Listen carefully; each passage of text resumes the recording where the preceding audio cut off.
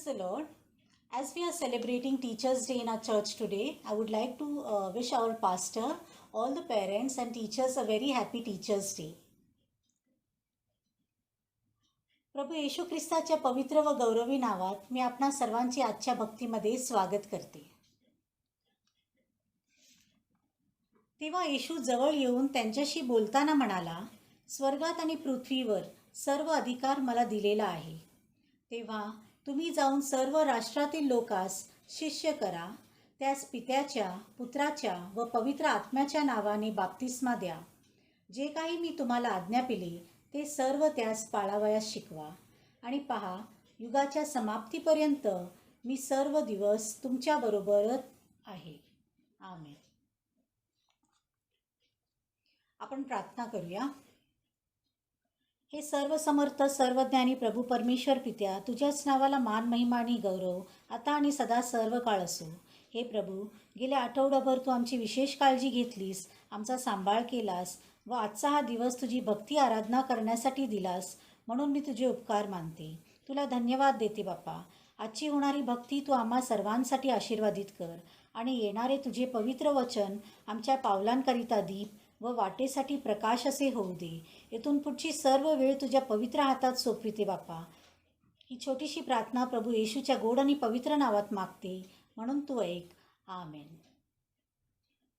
आता आपण उपासना संगीतातील गीत क्रमांक 113 गाऊया.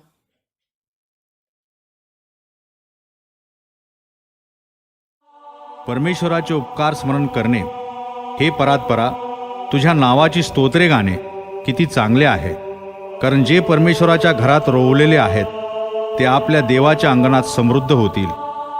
वृद्धपणातही ते फळ देत राहतील. ते रसभरीत व टवटवीत असतील. माझा पाय घसरला असे मी म्हणालो, तेव्हा हे परमेश्वरा, तुझ्या दयेने मला आधार दिला.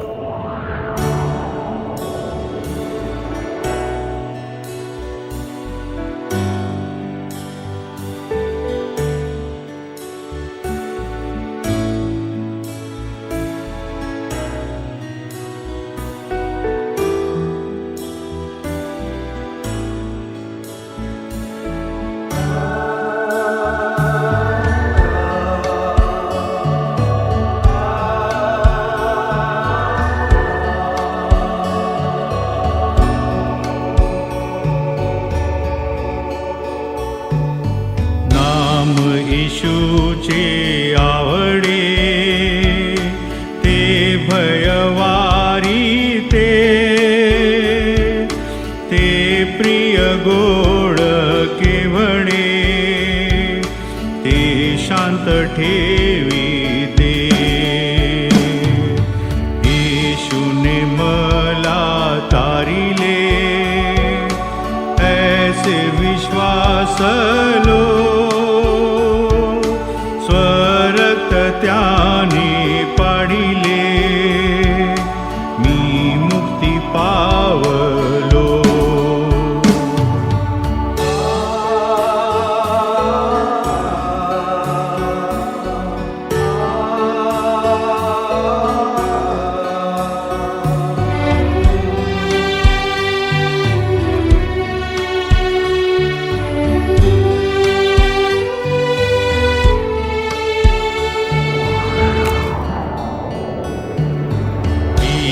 स्वर्गाला त्यजुनी पृथ्वीवरी आला,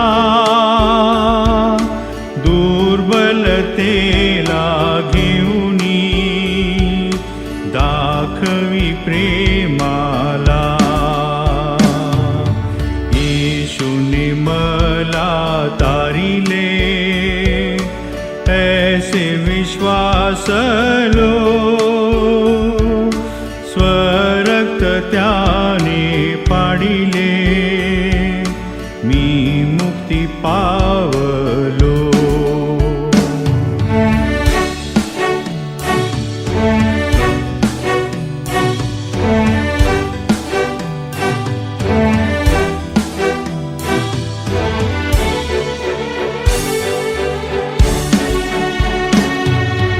येशू दुष्टांच्या करिता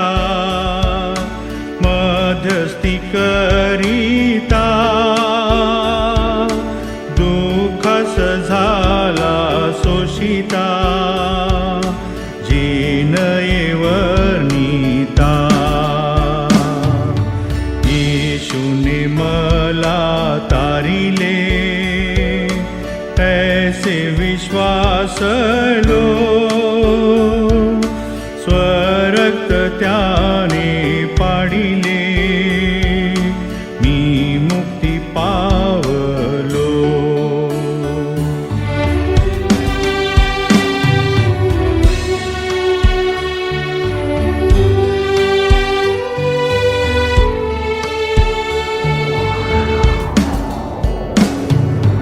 येशू मृत्यूला जिंकुनी जिवंत जाहला,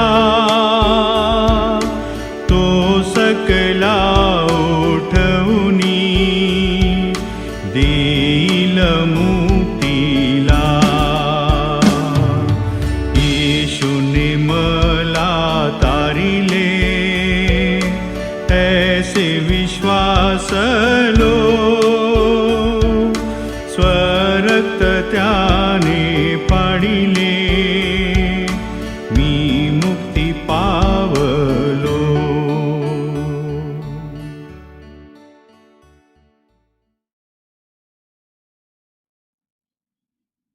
या वेळेस आपण प्रेषितांचा मतांगीकार म्हणून आपण आपला विश्वास व्यक्त करूया. सर्वसमर्थ देव जो पिता, आकाश व पृथ्वी यांचा उत्पन्न करणारा आणि येशू ख्रिस्त यांचा एकुलता एक पुत्र, आमचा प्रभू, जो पवित्र आत्म्याच्या योगाने गर्भरूप झाला, कुमारी मरियाईचपासून जन्मला, ज्याने पंते पिलाताच्या वेळेस दुःख भोगिले, ज्याला वधस्तंभी दिले, जो मरण पावला व ज्याला पुरिले, तिसऱ्या दिवशी मेलेल्यांमधून पुन्हा उठला, स्वर्गात चढला आणि सर्व शक्तिमान देव जो पिता यांच्या उजवीकडे बसला आहे, तेथून जिवंतांचा व मेलेल्यांचा न्याय करावयास जो येणार आहे, त्याविषयी मी विश्वास धरते. पवित्र आत्मा, पवित्र सार्वत्रिक मंडळी, पवित्रांची सहभागिता, पापांची क्षमा, देहाचे पुनरुत्थान आणि सनातन जीवन याविषयी मी विश्वास धरते. आमेन. मी सिस्टर प्रणिता बेंजामिन यांना विनंती करीन की त्यांनी मध्यस्थीची प्रार्थना करावी. यावेळेस आपण मध्यस्थीच्या प्रार्थनेमध्ये सहभागी होऊया. आपण प्रार्थना करू.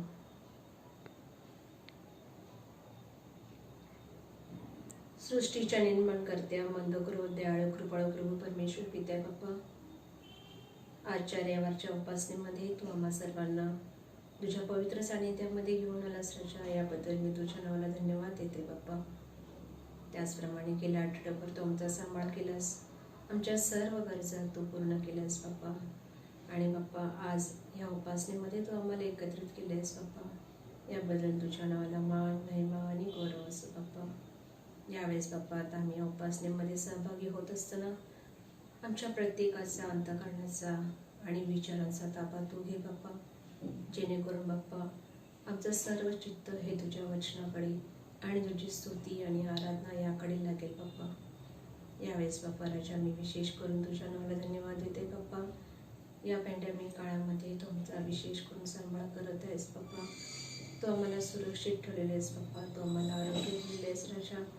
आमचं बाहेर जाणं येणं बाप्पा तू सुरक्षित ठेवलेले आहेस राजा, याबद्दल मी तुझ्या नावाला धन्यवाद देते बाप्पा. आणि त्याचबरोबर बाप्पा त्या प्रत्येक प्रियजनांची मी तुझ्या चरणाजवळ आठवण करत आहे, जे कोविड-19ने बाप्पा बाधित झाले बाप्पा. तू त्यांच्यावर कृपा कर बाप्पा आणि त्यांना तू आरोग्य दे, त्यांना तू लवकर बरं कर बाप्पा. त्याचप्रमाणे बाप्पा या काळामध्ये बाप्पा फ्रंटलाईनवर जे सेवा देत आहेत बाप्पा, डॉक्टर, नर्सेस, पॅरामेडिकल स्टाफ, त्याचप्रमाणे सफाई कामगार, या सर्वांवर तो आपला विशेष असा आशीर्वाद पाठव बाप्पा राजा. ते करीत असलेली सेवा तो आशीर्वादित कर बाप्पा राजा. त्यांना तू संरक्षण दे, त्यांना तो आरोग्य दे, त्यांना तू सुरक्षित ठेव बाप्पा राजा, अशी मी तुझ्या नम्रतेची प्रार्थना करत आहे. यावेळेस बाप्पा राजा मी आज विशेष करून प्रत्येक शिक्षकांसाठी देखील तुझ्या चरणाजवळ आठवण करत आहे बाप्पा. आज आम्ही आमच्या मंडळीमध्ये शिक्षक दिन पाळत असताना बाप्पा राजा त्या सर्व शिक्षकांना बाप्पा राजा तू तुझ्या कृपेच्या छायेखाली घे बाप्पा, अशी मी जर प्रार्थना करत आहे बाप्पा. विशेष करून बाप्पा राजा सध्याच्या काळामध्ये शिक्षकांवरती बाप्पा जी नवीन जबाबदारी आली आहे बाप्पा, ऑनलाईन शिक्षण देण्याची बाप्पा राजा, ती योग्य रीतीने पार पाडण्यासाठी तू प्रत्येक शिक्षकाच्या बुद्धीला आणि ज्ञानाला स्पर्श कर बाप्पा राजा, जेणेकरून बाप्पा ते जे ज्ञान लेकरांना देत आहे बाप्पा राजा ते बाप्पा अधिक उत्तम रीतीने त्यांना देता यावं राजा. त्याचप्रमाणे बाप्पा मी आमच्या चर्चच्या संडे स्कूलच्या टीचर्सला देखील बाप्पा तुझ्या शरणात आठवण करते बाप्पा. लहान लेकरांची बाप्पा रजा अगदी तुझ्या वचनात विश्वासात आणि आत्मिक वाढ करत असताना बाप्पा लागणारं सर्व प्रकारची कृपा तू त्यांना पुरव बाप्पा राजा. अशी मी तुझी विशेष प्रार्थना करते राजा आणि त्यांच्याकरवी तुझं गौरव होते बाप्पा राजा. त्याचप्रमाणे बाप्पा यावेळेस आम्ही आमच्या मंडळीचे बाळासाहेब त्यांचे कुटुंबीय त्याचप्रमाणे आमच्या मंडळीतील सर्व लहान थोर यांचे देखील तुझ्या शरणाचं आठवण करत आहे बाप्पा. आतापर्यंत तू सर्वांना सांभाळेस बाप्पा, तसंच ह्याच्या पुढे देखील सांभाळ अशी मी नम्रतेची प्रार्थना करत आहे बाप्पा. प्रत्येकाच्या गरजा बाप्पा तू आपल्या स्वर्गीय मंडळातनं पूर्ण राजा अशी मी नम्र विनंती करत आहे बाप्पा. त्याचप्रमाणे बाप्पा यावेळेस मी विशेष करून मागत आहे की गेल्या आठवड्यामध्ये आमच्या मंडळीतील ज्या प्रियजनांनी आपला वाढदिवस साजरा केला बाप्पा, त्यांच्या आयुष्याला तू नवीन वर्ष जोडलेस बाप्पा, त्याबद्दल तुझ्यावर धन्यवाद देते बाप्पा राजा. बाप्पा येणाऱ्या नवीन वर्षामध्ये तुझा अधिक आशीर्वाद राहील कर बाप्पा आणि त्यांच्याकरवी तुझं गौरव होते राजा अशी मी तुझं प्रभू येशूच्या नावात नम्रतेची प्रार्थना करत आहे. त्याचप्रमाणे बाप्पा ज्या उपाय त्यांनी आपल्या लग्नवर्धापन दिन साजरा केलेला आहे बाप्पा राजा, त्यांच्यावर देखील तू अशीच आपली कृपा पाठव बाप्पा राजा. आणि बाप्पा राजा त्यांचे जे काही स्वप्न आहेत, ज्या इच्छा आहेत बाप्पा राजा, त्या तू आपल्या तुझ्या कृपेनुसार पूर्ण कर बाप्पा. त्याच्या कुटुंबावर तू आपल्या विपुल असा आशीर्वाद पाठव बाप्पा राजा अशी मी तुझं नम्रतेची प्रार्थना करत आहे. यावेळेस बाप्पा राजा मी विशेष करून आठवण करत आहे आमच्या देशासाठी बाप्पा. बाप्पा ह्या पॅन्डेमिक सिच्युएशनमधून बाप्पा आमच्या देशाला तू कृपा करून सुखरूपपणे बाहेर काढ बाप्पा राजा.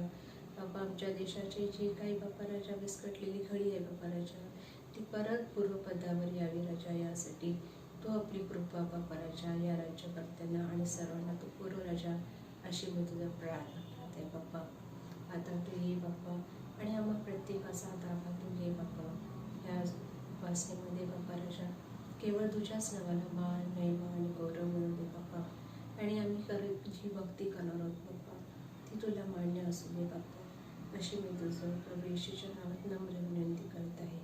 हीच लहान विनंती धन्यता आलेला प्रभू येशू ख्रिस्त ज्याने आम्हाला अशी प्रार्थना कराव्या शिकवली की हे आमच्या स्वर्गीय पित्या, तुझे नाम पवित्र मानले जाऊ, तुझे राज्य येऊ, जसे स्वर्गात तसेच पृथ्वीवर तुझ्या इच्छेप्रमाणे हो.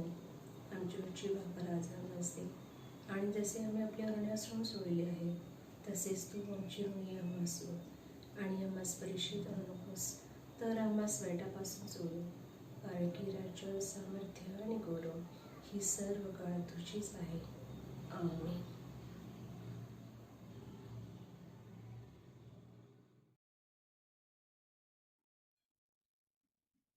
मध्यस्थीच्या प्रार्थनेबद्दल मी सिस्टर बेंजामिन यांचे आभार मानते.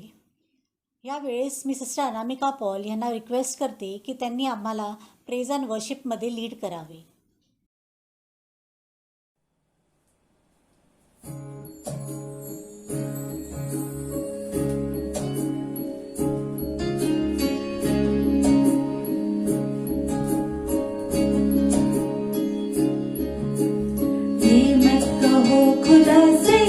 मेरी मुश्किलें बड़ी है, ये मत कहो खुदा से मेरी मुश्किलें बड़ी है.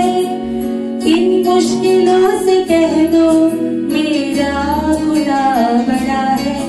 आती है आंधियाँ तो कर उनका खैर मकदम, आती है आंधियाँ तो कर उनका खैर मकदम. तूफान से ही तो लड़ने खुदा ने तुझे गढ़ा है. ये मत कहो खुदा से मेरी मुश्किलें बड़ी है. इन मुश्किलों से कह दो मेरा खुदा बड़ा है. मेरा खुदा बड़ा है, मेरा खुदा बड़ा है.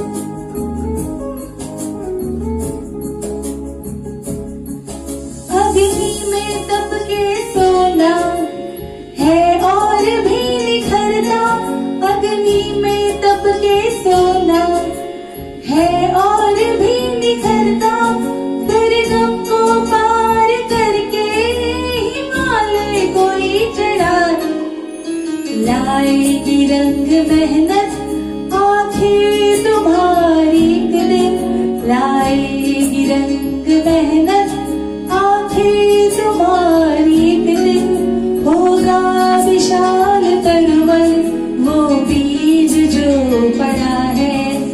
ये मत कहो खुदा से मेरी मुश्किलें बड़ी है, इन मुश्किलों से कह दो मेरा खुदा बड़ा है।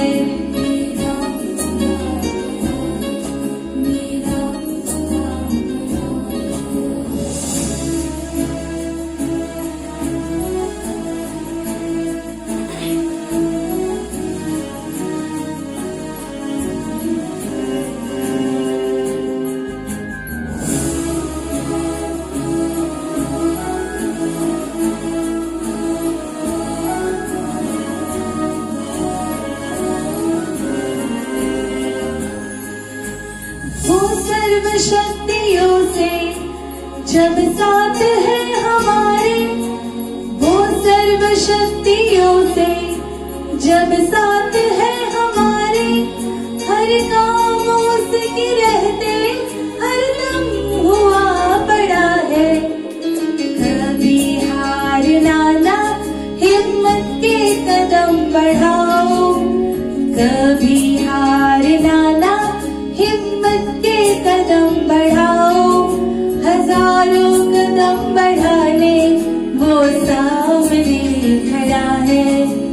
ये मत कहो खुदा से मेरी मुश्किलें बड़ी है, इन मुश्किलों से कह दो मेरा खुदा बड़ा है, मेरा खुदा बड़ा है। ह्या सुंदरशा प्रेज अँड वर्शिपसाठी मी सिस्टर पॉल यांचे मनापासून आभार मानते. आता मी सिस्टर मनीषा मिस्त्री यांना विनंती करते की त्यांनी निवडलेल्या शास्त्रपाठाचे वाचन आपल्या मंडळीसाठी करावे. Praise the Lord. आजच्या मननासाठीचा शास्त्रभाग आहे लूक याचा 16वा अध्याय 19 ते 31 ही वचने. आपण वाचूयात. श्रीमंत माणूस व भिकारी लाजार. कोणी एक श्रीमंत मनुष्य होता. तो जांभळी व फार बारीक सुताची वस्त्रे घालीत असे आणि प्रतिदिवशी थाटामाटाने ख्याली खुशाली करीत असे. त्याच्या दरवाजाजवळ लाजार नावाचा फोडांनी भरलेला एक दरिद्री टाकण्यात आला होता.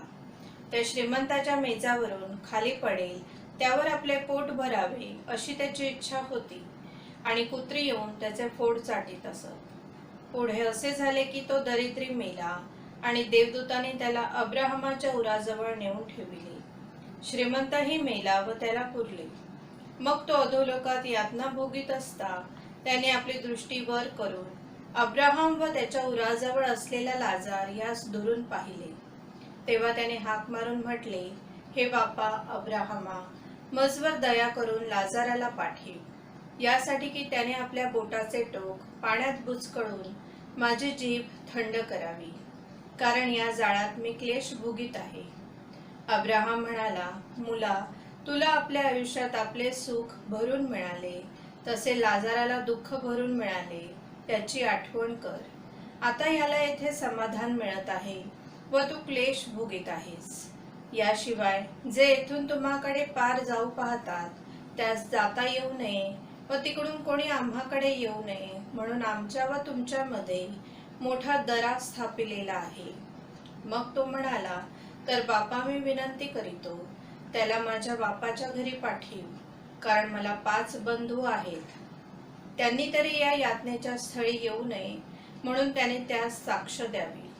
अब्राहमाने त्याला म्हटले, त्यांच्याजवळ मोशे व संदेष्टे आहेत, त्यांचे त्यांनी ऐकावे. तो म्हणाला, हे बापा अब्राहमा, असे नाही. मेलेल्यांमधून कोणी त्यांच्याकडे गेला तर ते पश्चाताप करतील. तेव्हा त्याने त्याला म्हटले, जर ते मोशाचे व संदेष्ट्यांचे ऐकत नाही तर मेलेल्यांमधूनही कोणी उठला तरी त्यांची खात्री होणार नाही. परमेश्वर वाचलेल्या वचनांवर आशीर्वाद पाठवो. आमेन. धन्यवाद मनीषा सिस्टर. आता सिस्टर सायली खरात यांनी टीचर्स डे करिता जो विशेष संदेश आणला आहे तो त्यांनी द्यावा अशी मी त्यांना विनंती करते.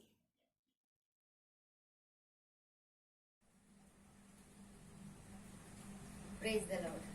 प्रथम मी पाळक साहेबांचे आणि सर्व मंडळीचे मनापासून आभार मानते की त्यांनी मला हा सुंदरसा मला ही संधी दिली की मी प्रभूच्या वचनामधून बोलावं.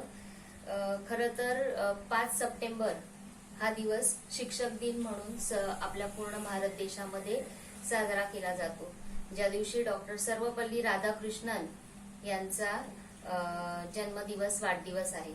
पण आपण 13 तारखेला हा साजरा करत आहोत आणि तरी माझ्या वतीने आपल्या मंडळीतल्या सर्व शिक्षकांना शिक्षक दिनाच्या खूप खूप शुभेच्छा. आपण सुरुवातीला छोटीशी प्रार्थना करूया. हालेलुया. स्तुती स्तुती स्तुतीस पात्र भयास योग्य प्रभू परमेश्वरा, महान जिवंत देवापा, राजांच्या राजा, प्रभूंच्या प्रभू, सेनाधीश गौरई बापा, हा सुंदरसा दिवस आणि ही सुंदरशी वेळ देवापा तू माझ्या जीवनामध्ये दाखवलीस देवापा, आणि देवापा संधी दिलीस तुझ्या वचनामधून बोलण्यासाठी देवापा, त्यासाठी तुझे उपकार मानते. माझ्या जीव आत्म्या शरीराचा, माझ्या ओठाच्या जिभेचा देवापा तू ताबा घे देवापा. तू देवापा माझ्याद्वारे बोल देवापा आणि आम्हा प्रत्येकाला देवापा तुझ्या वचनातून तू मार्गदर्शन कर. येथून पुढची वेळ प्रभू तुझ्या हातामध्ये सोपवते. येशू ख्रिस्त आमचा प्रभू याच्या गोड आणि पवित्र हात मागते म्हणून तो एक. आमेन. आपण शास्त्रभाग वाचला की श्रीमंत मनुष्य आणि दरिद्री लाजार. याआधी अनेक वेळेस आपण हा शास्त्रभाग वाचला असेल किंवा ह्या शास्त्रभागावर संदेश सुद्धा ऐकला असेल. आपण जर आपल्या पवित्र शास्त्रामध्ये पाहिलं तर काही घटना आहेत या प्रभू येशू ख्रिस्ताने लोकांना दाखल्यांच्या द्वारे सांगितला. म्हणजे पेरणाऱ्याचा दाखला, उधळ्या पुत्राचा दाखला, लग्नाच्या मेजवानीचा दाखला, हरवलेलं मेंढरू. तर काही ज्या घटना होत्या त्या सत्य होत्या. म्हणजे याईराची कन्या बरी होणे, रक्तस्रावी स्त्री बरी होणे, कुष्ठरोगी बरे होणे, भूतग्रस्त मुलगी बरी होणे, किंवा वाळलेल्या हाताचा मनुष्य बरा होणे, किंवा आणखीन 5,000 भोजन घालणे. तर या काही सत्य घटना होत्या. तर काही घटना होत्या ते प्रभू येशूने दाखल्याच्या रूपाने तो आपल्या शिष्यांशी बोलला. आपण जर इथे बघितलं तर लूक याचा 16वा अध्याय आणि 19 ते 31 या वचनामध्ये आपल्याला हे एक गोष्ट देवपाने सांगितली आणि खरं तर ही गोष्ट सत्य घटनेवरच आधारित आहे. कारण त्या ठिकाणी श्रीमंत मनुष्य आणि दरिद्री लाजार, तो लाजार जो आहे त्याचं नाव देवबापाने तिथे दिलेलं आहे की दरिद्री लाजार. आणि ही एक खरी घटना, खरी गोष्ट देवबापाने त्या शिष्यांना आणि लोकांना सांगितलेली आहे. आपण जर या ठिकाणी बघितलं तर श्रीमंत मनुष्याचं खूप सुंदर वर्णन इथे आपल्याला दिलंय की तो जांभळी तलम वस्त्र घालत असे, दररोज थाटामाटाने ख्याली खुशाली करत असे, असं सगळं दिलंय. म्हणजे त्याचं ह्या पृथ्वी तलावर खूप नाव होतं. अनेक लोक त्या श्रीमंत माणसाला ओळखत होते, अनेक सण समारंभामध्ये त्याला मानाने बोलवत होते. असं त्या माणसाचं ह्या पृथ्वी तलावर खूप नाव होतं. पण जर आपण पुढचा परिच्छेद सगळा वाचला तर आपल्याला दिसेल की जरी त्याचं पृथ्वीवर नाव होतं तरी जीवनाच्या पुस्तकामध्ये मात्र त्याचं नाव नव्हतं. या उलट जो दरिद्री लाजार आहे, तो लाजार जो आहे तो एक दरिद्री आहे, आजारी आहे, फोडांनी भरलेला, की ज्याच्याकडे बघवत सुद्धा नाही असा तो लाजार आहे. त्याचं नाव ह्या पृथ्वी तलावर कदाचित कोणी ओळखतही नसेल. एक भिकारी म्हणून, एक दरिद्री म्हणून त्याच्याकडे लोक बघत असतील किंवा त्याला ओळखत असतील. पण त्या लाजाराचं नाव जीवनाच्या पुस्तकामध्ये लिहिलेलं आहे. आपण जर 22वं वचन वाचलं तर तिथे लिहिलेलं आहे की तो दरिद्री माणूस मेला आणि त्याला अब्रामाच्या उराशी नेऊन ठेवलं. त्याच्या शरीराचं इथे पृथ्वी तलावर काय झालं, कशी उत्तरक्रिया झाली, काहीही लिहिलेलं नाहीये. पण त्याला डायरेक्ट अब्रामाच्या उराशी नेऊन ठेवलं. आणि हा जो श्रीमंत मेला त्याची मात्र इथे उत्तरक्रिया करण्यात आली. अगदी थाटामाटाने त्याची उत्तरक्रिया करण्यात आली असेल. त्याच्या शरीराची जरी इथे उत्तरक्रिया झाली पण त्याच्या आत्म्याचा मात्र काय झाला, नाश झाला.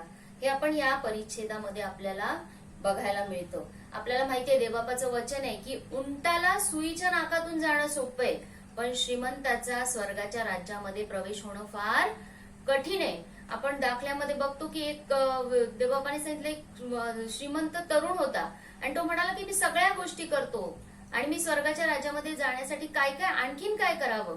देवबाबा त्याला ज्या ज्या गोष्टी सांगतो त्या सगळ्या तो करत असतो. शेवटी देवबाबा तो म्हणतो की तुझं जे सगळं आहे ते तू लोकांना वाटून टाक आणि माझ्या मागे ये.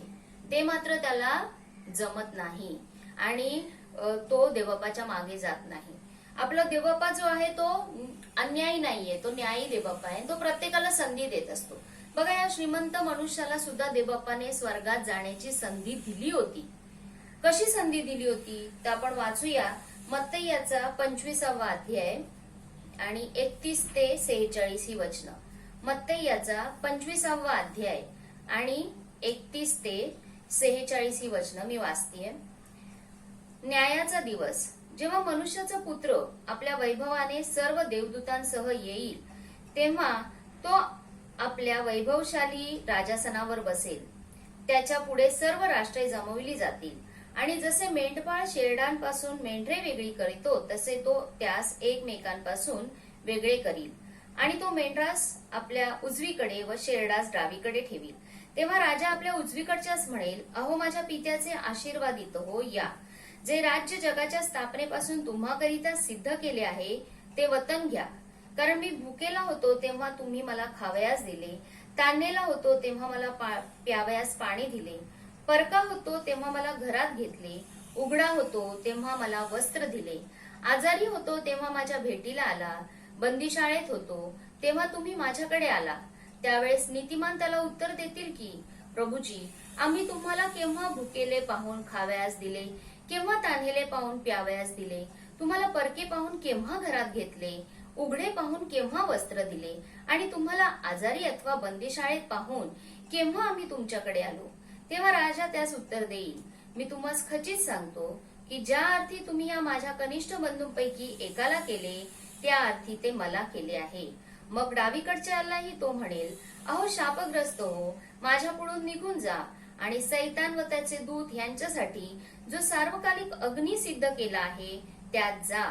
कारण मी भुकेला होतो तेव्हा तुम्ही मला खावयास दिले नाही, तान्हेला होतो तेव्हा मला प्यावयास पाणी दिले नाही, परका होतो तेव्हा मला घरात घेतले नाही, उघडा होतो तेव्हा मला वस्त्र दिले नाही, आजारी व बंदीशाळेत होतो तेव्हा माझ्या भेटीला आला नाही. त्यावेळेस हेही त्याला उत्तर देतील, प्रभूजी, आम्ही केव्हा तुम्हाला भुकेले, तान्हेले, परके, उघडे, आजारी, बंदीशाळेत पाहिले आणि तुमची सेवा केली नाही. तेव्हा तो त्यास उत्तर देईल, मी तुम्हास खचित सांगतो की ज्या अर्थी या कनिष्ठांपैकी एकालाही केले नाही त्या अर्थी ते मला केले नाही. ते तर सार्वकालिक शिक्षा भोगावयास जातील आणि नीतिमान सार्वकालिक जीवन उपभोगावयास जातील. देवबापा ही वचनं आशीर्वादित करो. आपण ह्या शास्त्र भागामध्ये बघितलं की तो जो श्रीमंत मनुष्य होता, ज्याच्या दरवाजाजवळ लाजार हा दरिद्री भिकारी पडला होता, त्या श्रीमंत मनुष्याला देवबापाने संधी दिली होती सार्वकालिक जीवन मिळवण्यासाठी. कारण ह्या 35व्या वचनामध्ये जर देवबापा म्हणतो, काय म्हणतो आपण वाचू, मी भुकेला होतो तुम्ही मला खावयास दिले, ताणलेला होतो तेव्हा मला प्यावयास पाणी दिले, परका होतो तेव्हा मला घरात घेतले, उघडा होतो तेव्हा मला वस्त्र दिले आणि आजारी होतो तेव्हा माझ्या भेटीला आलात, बंदीशाळेत होतो तेव्हा तुम्ही माझ्याकडे आलात. बघा, ह्या एकाच ठिकाणी त्या श्रीमंत मनुष्याला सगळी गोष्ट करण्याची संधी होती. लाजार हा दरिद्री होता, उपाशी होता, त्याला तो खायला देऊ शकला असता, तो तहानेला होता, त्याला तो पाणी देऊ शकला असता, तो आजारी होता, त्याला तो आपल्या घरात घेऊ शकला असता, त्याच्यानंतर तो उघडा होता, त्याला तो वस्त्र देऊ शकला असता. या सगळ्या गोष्टी एकाच ठिकाणी करण्याची संधी देवबापाने त्या श्रीमंताला दिली होती. त्याला दुसरीकडे कुठेही जायची सुद्धा गरज नव्हती. त्याच्या घराच्या दारामध्ये देवबापाने ती संधी त्याला आणून दिली होती. त्याला फक्त ती संधी घ्यायची होती, पण त्याने ती संधी घेतली नाही. आणि म्हणून आपण जर इथे वाचतो की 46व्या वचनात लिहिलंय की तर ते सार्वकालिक शिक्षा भोगावयास जातील. आणि त्याचप्रमाणे झालं की तो श्रीमंत मनुष्य मेला आणि तो सार्वकालिक शिक्षा भोगायला नरकाग्नीमध्ये गेला. म्हणजे देवबापा ह्या वचनातून आपल्याला हे सांगतोय की देवबापा आपल्याला संधी देत असतो. आपला देवबापाची इच्छा आहे की कोणाचाच नाश होऊ नये, तर प्रत्येकाला सार्वकालिक जीवन मिळायलाच पाहिजे. जीवनाच्या शेवटच्या क्षणापर्यंत देवबापा आपल्याला संधी देत असतो. फक्त आपण ती संधी ओळखायला शिकली पाहिजे. आपण जर आपल्या पवित्र शास्त्रामध्ये बघितलं तर लूक याचा 10वा अध्याय आणि 30 आणि 36 मध्ये चांगल्या शमरोनाचा दाखला आपल्याला दिसतो. त्या चांगल्या शमरोनामध्ये जरी आपण बघितलं तर बघा, तो जो वाटसरू असतो की ज्याला लुटारूने लुटलेलं असतं आणि ज्याला अर्धमेला टाकून गेलेला असतात, त्या वाटेने एक याजक येतो, त्याच्याकडे बघतो, त्याला मदत करत नाही, निघून जातो. एक लेवी येतो, त्याला बघतो, मदत करत नाही, निघून जातो. पण एक शमरोनी तो येतो, त्याला बघतो आणि तो काय करतो की त्याच्या जखमा पुसतो, त्याला तो त्या उतरशाळेमध्ये घेऊन जातो आणि तो त्याला काय करतो, मदत करतो. तर आपण बघितलं की तो शमरोनी त्या संधीचा काय करतो, फायदा करून घेतो, बरोबर. पण तसंच ते याजक आणि जो लेवी असतो ते मात्र त्या संधीचा उपयोग करून घेत नाहीत. त्याच्यानंतर पुढे आपण हे सुद्धा बघतो की राहाब वेश्या जेव्हा यरियो शहर पाहण्यासाठी, हेरगिरी करण्यासाठी हेर येतात, तेव्हा राहाब वेश्या त्या हेरांना मदत करते. आणि त्यामुळे काय होतं की ते हेर जेव्हा ते यरियो शहराचा पाडाव होतो तेव्हा मात्र त्या राहाब वेश्येचा आणि तिच्या संपूर्ण घराण्याचा बचाव होतो. जी संधी त्या राहाब वेश्येला मिळालेली असते त्या संधीचा ती उपयोग करून घेते आणि त्या संधीमुळे आज सुद्धा इस्रायलामध्ये राहाब वेश्येचं जे वंश आहे तो आहे, तिला एवढी मोठी संधी मिळते की येशूच्या वंशावळीमध्ये सुद्धा तिचं नाव आहे. एवढी मोठी संधी त्या राहाब वेश्येला मिळते, त्या संधीचा ती उपयोग करून घेते. म्हणून आपल्याला सुद्धा आपल्या जीवनामध्ये अनेक संधी मिळत असतात. सगळ्यात एक मोठी संधी आता आपल्याला मिळत आहे ती म्हणजे वेळेची संधी. सध्या लॉकडाऊनमुळे आपल्याला वेळ मिळत आहे, भरपूर वेळ मिळत आहे. या वेळेचा आपण उपयोग केला पाहिजे. देवबापाच्या वचनामध्ये घालवण्यासाठी आपल्याला खूप संधी मिळाली आहे, वचन वाचण्यासाठी, प्रार्थना करण्यासाठी. तर या संधीचा आपण उपयोग केला पाहिजे. या जीवनामध्ये आपल्याला संधी मिळते इतरांना मदत करण्याचा, तेव्हा त्या ती संधी आपण घेतली पाहिजे, इतरांना मदत केली पाहिजे, इतरांसाठी प्रार्थना केली पाहिजे. पश्चाताप करण्याची संधी आपल्याला मिळते तेव्हा आपण पश्चाताप केला पाहिजे. जेव्हा आपल्याला स्तुती करण्याची संधी मिळते तेव्हा आपण स्तुती केली पाहिजे. आपण जर प्रभू येशूचे शिष्य बघितले तर प्रभू येशूने त्याच्या शिष्यांना सांगितलं की सगळं सोडून माझ्या मागे चालू लाग. आणि काही शिष्य जे देवबापाच्या मागे चालले, जक्कयासारखा, तर तो सगळं आपलं, त्याला जेव्हा देवाचं वचन मिळालं, तेव्हा जेव्हा त्याला देवबापा भेटला, त्याला संधी मिळाली, त्याने आपलं सगळं धन दौलत दान करून टाकलं आणि तो देवबापाच्या मागे चालला. तर असे अनेक लोक आपण जर पवित्र शास्त्रामध्ये बघितले की त्यांनी आपल्या सर्वस्वाचा त्याग केला आणि ते प्रभू येशूच्या मागे लागले. त्यांना जेव्हा संधी मिळाली त्या संधीचा त्यांनी उपयोग करून घेतला. आपण सुद्धा आपल्या जीवनामध्ये ज्या संधी आपल्याला मिळत आहेत त्या संधीचा आपण फायदा करून घेतला पाहिजे. आणि जेव्हा आपण त्या संधीचा फायदा करून घेऊ तेव्हाच आपल्याला सार्वकालिक जीवन मिळणार आहे. आणि मी आणखीन एक गोष्ट तुम्हाला सांगेन की आपल्याला क्षमा करण्याची संधी मिळते, क्षमा मागण्याची संधी मिळते. पण आपलं मन एवढं कठीण झालेलं असतं की आपण लवकर क्षमा सुद्धा मागत नाही आणि लवकर क्षमा सुद्धा करत नाही. कारण आपल्या अंतःकरणाच्या कठीणपणामुळे, आपल्या मनाच्या कठीणपणामुळे. आणि अशीच एक गोष्ट, अगदी खरी घटना मागच्या आठवड्यामध्ये घडली. सध्या लॉकडाऊनच्या काळामध्ये माझ्या नंदा आणि मी, आम्ही मिळून रोज आमची संध्याकाळी 8 वाजता मोबाईलवरती आमची प्रेयर असते. आणि माझी एक नणंद ती रोज संदेशातून बोलत असते, संदेश सांगत असते. ती सुद्धा शिक्षिकाच आहे नगर या ठिकाणी. आणि मागच्याच आठवड्यात तिने एक गोष्ट सांगितली की तिच्या बरोबर एक काम करणारे एक शिक्षक आणि एक शिक्षिका असे तिच्याच शाळेतले, आणि ते शिक्षक जे आहेत त्यांची वहिनी, ती शिक्षिका आहे ती त्यांची वहिनी आहे. आणि या शिक्षकांच्या बायको बरोबर त्या शाळेत जी शिक्षिका आहे तिचं अजिबात पटत नव्हतं. तर काही दिवसापूर्वी त्या सरांची बायको खूप आजारी पडली, म्हणजे या शिक्षिकेची जाव. आणि खूप आजारी पडल्यानंतर तिला हॉस्पिटलमध्ये नेऊन ठेवलं आणि खूप वाईट स्थिती होती. आणि माझ्या ननंदबाई ज्या आहेत त्या शिक्षिकेला सांगत होत्या की तू जा तिला भेटायला, तू जा तिला भेटायला. पण ती म्हणायची नाही, मी नाही जाणार तिला भेटायला, तिने मला खूप त्रास दिलाय, माझ्या मुलांना खूप त्रास दिलाय तिने, मी काही तिला भेटायला जाणार नाही, असं ती सारखं म्हणायची. आणि नंतर हळूहळू त्या स्त्रीची तब्येत आणखीन खालावायला लागली. आणि मग तेव्हा सुद्धा माझ्या ननंदबाई तिला सारख्या सांगायच्या की तू जा तिला भेटायला, तू जा तिला भेटायला, चल मी येते तुझ्या बरोबर. तरी ती म्हणायची नाही, मी नाही जाणार. शाळेतून सगळ्या शिक्षकांनी मदत सुद्धा गोळा करून त्या सरांना दिली. त्या बाईंचं दुखणं एवढं वाढलं की काही दिवसांनी त्यांना पुण्याला शिफ्ट करावं लागलं. आणि मग शाळेतून मदतीचं एक गाडी सुद्धा गेली. तेव्हा पण माझ्या नंदबाई म्हणाल्या की जा त्या गाडी बरोबर, तर ती म्हणे नाही नाही मी नाही जात, म्हणून मी नाही जाणार. आणि नंतर शेवटी एक दिवस काय झालं काय माहिती, ती माझ्या नणंदबाईंना म्हणाली की बरं चला तुम्ही येताय तर आपण जाऊया त्यांना मदत म्हणजे भेटायला. आणि माझ्या नणंदबाई त्यांचे जे प्रिन्सिपल आहेत, फादर आहेत, त्यांच्याकडे गेला आणि त्यांना म्हणाल्या की फादर आम्ही उद्या सकाळी त्या सरांच्या मिसेसला भेटायला जातो, मी आणि ती शिक्षिका. तर फादर म्हणे खूप छान गोष्ट, आधीच जायला हवं होतं तिने, पण ठीक आहे आता जातीये तर काही हरकत नाही, तुम्ही उद्या जा. आणि मग दुसरा दिवस उजाडला, हे सगळेजण जायला निघाले. आणखीनही काही शिक्षक त्यांच्या बरोबर तयार झाले जायला, गाडीच काढत होते म्हणून. आणि सगळेजण गाडीत बसले आणि जायला निघाले. तेवढ्यात त्यांना फोन आला की त्या बाई वारल्या. आणि मग त्या स्त्रीला खूप वाईट वाटलं की अरे मी तिला भेटायला निघाले आणि ते भेट झाली नाही. म्हणजे बघा, तिला देवबापाने संधी दिली होती एवढ्या महिन्यांची की ती जाऊन त्या स्त्रीची क्षमा मागू शकत होती, किंवा ती स्वतः सुद्धा त्या स्त्रीला क्षमा करू शकत होती आणि त्याच्यामुळे त्यांचे संबंध सुधारले असते. तिचा दीर जो त्या शाळेमध्ये शिक्षक आहे, त्यांची मुलं यांच्यामधले हिचे संबंध काय झाले असते, सुधारू शकले असते. पण शेवटपर्यंत तिने त्या संधीचा उपयोग करून घेतला नाही आणि त्याच्यामुळे तिच्याविषयी त्यांच्या मनामध्ये जे दुःख असेल ते तसंच राहिलं की शेवटच्या क्षणापर्यंत ही काही त्यांना भेटायला गेली नाही, त्या स्त्रीला, तिच्या नवऱ्याला, तिच्या मुलांना भेटायला गेली नाही. म्हणजे बघा, देवबापाने संधी दिली होती तिला, पण त्या संधीचा तिने काय केला, उपयोग करून घेतला नाही. आपण आपल्या अंतकरणाच्या कठीणपणामुळे ह्या अशा अनेक संधी आपल्याला देवबापा देत असतो. देवबापा आपल्याला संधी देतच असतो, पण आपण ती संधी ओळखायला शिकलं पाहिजे.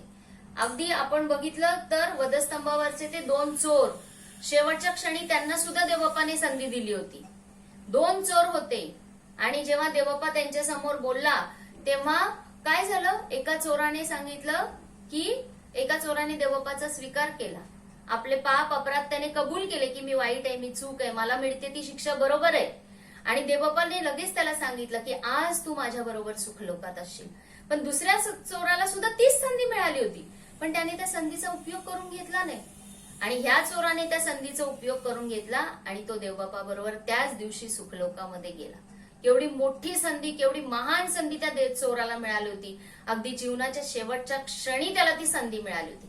देवबापा आपल्याला सुद्धा जीवनाच्या शेवटच्या क्षणापर्यंत संधी देत राहणार आहे. जीवनाच्या शेवटच्या क्षणापर्यंत अनेक प्रसंग आपल्या जीवनात येतील, की त्या संधीचा आपण उपयोग केला पाहिजे. पण आपल्या हातामध्ये आहे की आपण ती संधी ओळखली पाहिजे, त्या संधीचा उपयोग केला पाहिजे आणि जे सार्वकालिक जीवन देवबापाने आपल्यासाठी ठेवलेलं आहे त्या जीवनाचा आपण फायदा करून घेतला पाहिजे. मी पुन्हा एक वार संपूर्ण मंडळीचे, पाळक साहेबांचे आभार मानते की तुम्ही मला ही सुंदरशी संधी दिली देवबापाच्या वचनातून बोलण्यासाठी. Thank you very much. ह्या सुंदरशा संदेशाबद्दल मी सायली सिस्टर यांचे मनापासून आभार मानते. Now a special video will be presented as a tribute to all our teachers in our church congregation, followed by a small speech.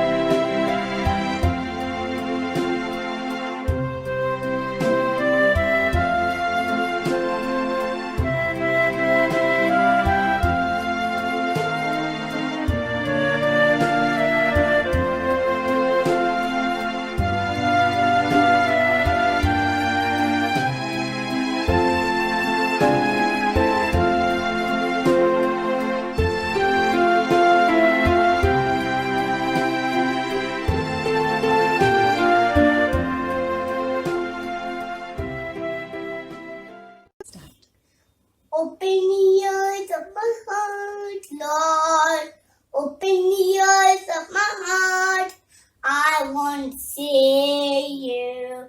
I want to say you.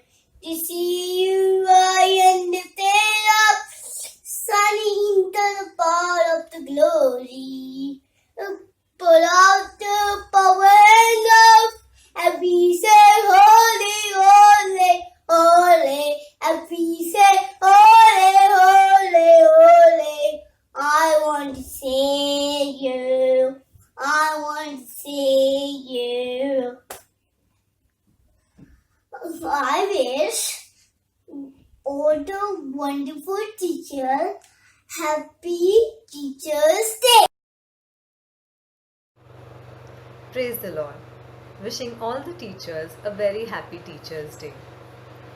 On this occasion, I would like to share 3 things that I hold very close to my heart. The first is an incident when I began teaching. My uncle questioned me, "Why did you choose the teaching profession?" To which I replied that I would get a lot of holidays, half days, and lesser amount of work. Well, that was not so. My uncle quoted something that changed my life completely. He said, "Do you know, Jesus was referred to a teacher in the Bible." Yes, in John 13:13 and many other verses, Jesus was referred to a teacher. That changed my life completely. It came with a lot of responsibility in my life. Jesus never left any life unchanged. I thought that I am called to do the same. I call upon all of you, even if you are not a teacher, to touch people's lives so that they may be transformed to be better teachers, better human beings, just better version of themselves. Because when Jesus met people, the ones who collected money were now giving out money. The ones who were lame, blind, were healed completely. That's the power of a teacher. The second incident is when my pastor, late Mr. Matthew Boodle, quoted, "Every time you teach a lesson, sow the seed and pray for the fertile soil." I've always remembered it. None of my lessons go without sowing the seed. We are called to teach the textbooks, but we are definitely called to sow the seed. My dear church, let us sow the seed and remember this on this Teachers' Day.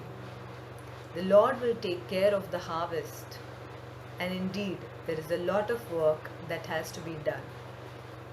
The third and the final thing is the summary of all this. All this teaches me to be an ideal teacher. I do not mean perfect. I would just like to break up the word as ideal. The pandemic has definitely called us to deal with the situation. Thus, there are not similar students that we come across every year. So let us deal with every life that comes to us. We must also know that we have to deal with every situation with prayer. So, I want to give you a rhyming word to deal, and that is kneel. We will deal with the situation when we kneel before our Lord and Savior Jesus Christ. On this Teachers' Day, I would like to wish all of you once again a happy Teachers' Day. The greatest of all teachers is our Lord Jesus Christ. Let us remember Him and His teachings. Thank you.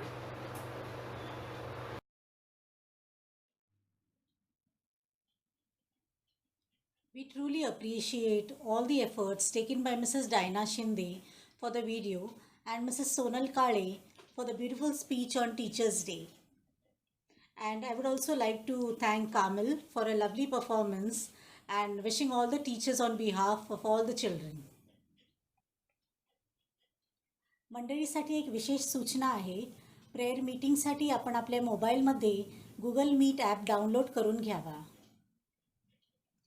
यावेळेस आपण उपासना संगीतातील गीत क्रमांक 511 हे गाऊन आपण आपले दान प्रभूच्या सेवेसाठी अर्पण करूया.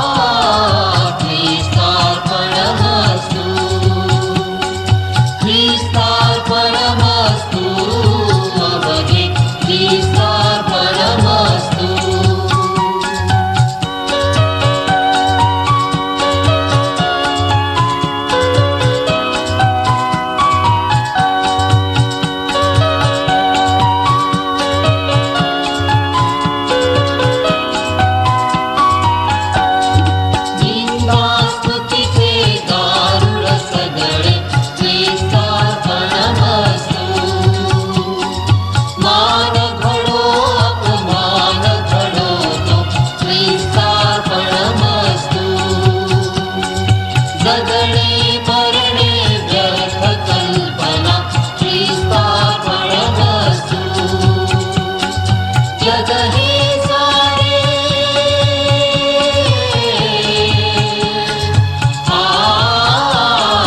ख्रिस्तार्पणमस्तु ख्रिस्तार्पणमस्तु अवधि ख्रिस्तार्पणमस्तु ख्रिस्तार्पणमस्तु अवधि ख्रिस्तार्पणमस्तु ख्रिस्तार्पणमस्तु. मी ह्या वेळेस ब्रदर प्रकाश सरकार यांना विनंती करते की त्यांनी प्रभूला दिलेल्या दानावर प्रार्थना करावी.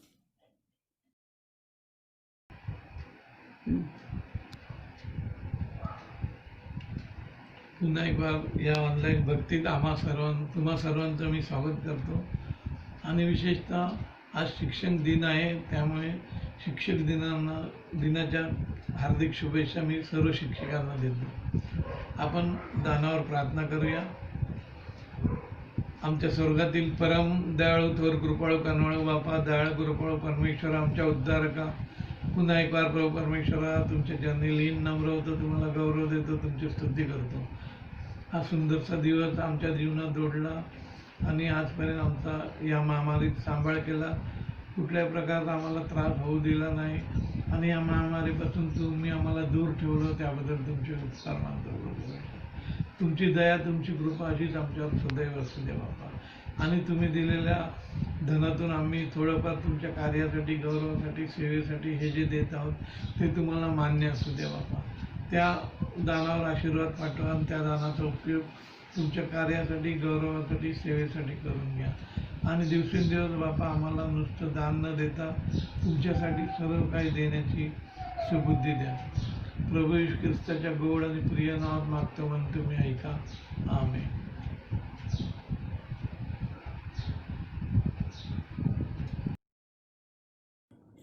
मी ब्रदर सरकार यांचे मनापासून आभार मानते. आता पाळकसाहेब आपल्याला आशीर्वाद देतील, त्यानंतर शेवटचे गीत गाऊन आपली भक्ती समाप्त होईल. आपण आशीर्वाद घेऊया.